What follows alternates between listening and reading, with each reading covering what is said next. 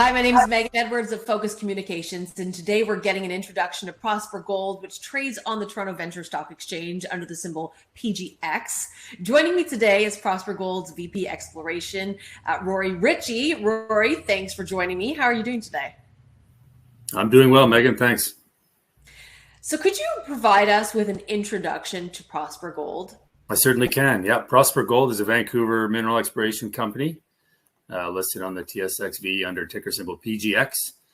Our team is comprised of Peter Bernier. He's at the helm there. Peter, he sold Richfield Ventures in 2011 for $500 million. So that was his big success about 11 years ago. And I come from a background largely in orogenic gold and in Red Lake in particular, where I spent some time working there. So our focus is Red Lake, Ontario. We do have exposure to an asset in Northwest British Columbia as well. We have quite a tight share structure, only 24 million shares issued and outstanding. Great project. It's a big land position, and we're going to be busy this year. We were busy the last 18 months, and right now Red Lake is pretty attractive. Just there's a lot of mid-tier majors looking at it. So that's generally our story. Our board is comprised, both our advisory and our technical board there. Again, largely orogenic gold experience, and in particular some experience in Red Lake, as well as M&A transactions. A bunch of the board members were involved in the Richfield Ventures transaction. And Prosper's flagship is the Golden Sidewalk project in Ontario. Could you please give us an overview of the project and the regional district where it's located? I certainly can. Yeah, so it's located in the Red Lake district. So Red Lake is a fantastic mining jurisdiction, known for its high-grade gold. Most notably, the Red Lake gold mine there produced over 22 million ounces of high-grade gold. We're about 60 kilometers east of Red Lake proper, of the municipality of Red Lake. And some other players in the area. We have First Mining Gold with their Springpole project. They're just about 25 kilometers to our northeast.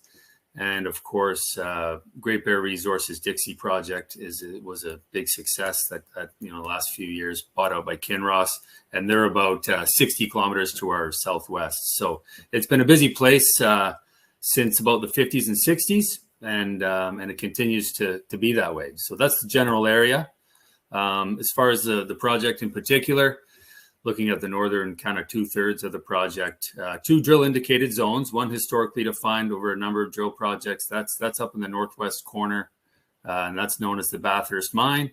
And then the other indicated zone there is what we call the Golden Corridor, which is still open to the west. But last year and early 2022, Prosper Gold was focusing most of its efforts there, trying to find the source of these high-grade tills, and we ended up outlining a large hydrothermal system, but there's still a significant amount of work to be done there in order to target the high grade, and I can touch on that a bit later.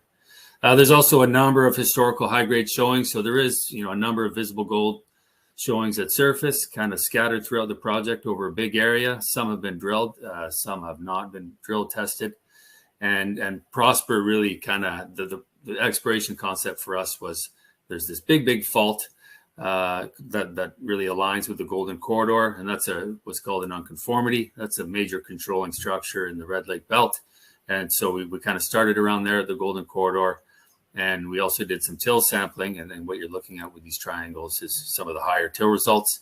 We also got some results up around the Skinner North, which is kind of what our immediate focus is right now, along with the Golden Corridor. So with all of these latest results of the recent program, what does that entail for the rest of 2022? Yeah, good question, Megan. So last year, as mentioned, we largely focused our efforts at the Golden Corridor. We outlined about 2.8 kilometers of a hydrothermal system with sporadic gold, locally high grade here and there over narrow widths.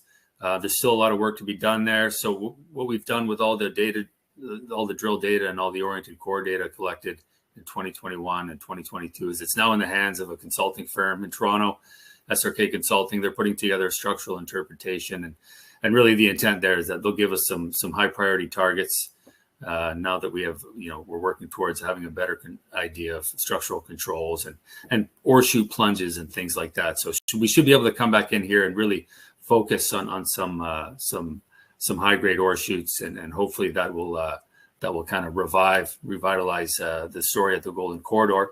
Did some work developing drill targets on the Skinner North target area. It's an area about 2.5-3 kilometers northwest of the Golden Corridor.